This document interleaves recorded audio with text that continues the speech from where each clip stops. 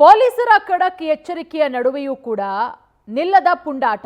ಪ್ರವಾಸಿಗರ ಮೇಲೆ ಸ್ಥಳೀಯ ಬಾಡಿಗೆ ಜೀಪ್ ಚಾಲಕರ ದರ್ಪ. ಕುಡಿದು ವಾಹನ ಚಲಾಯಿಸಿ ಗಿರಿಯಲ್ಲಿ ಅಪಘಾತ ಆಗಿದೆ.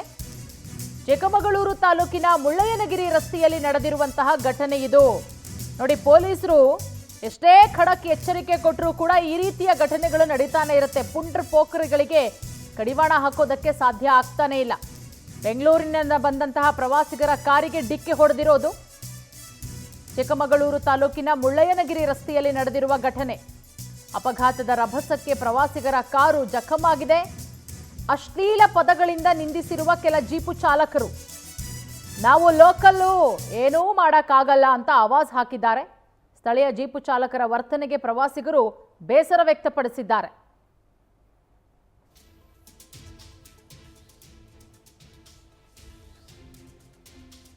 ನೋಡಿ, ಮುಳ್ಳಯ್ಯನಗಿರಿ ಚಿಕ್ಕಮಗಳೂರಿನ ಪ್ರವಾಸಿ ತಾಣ.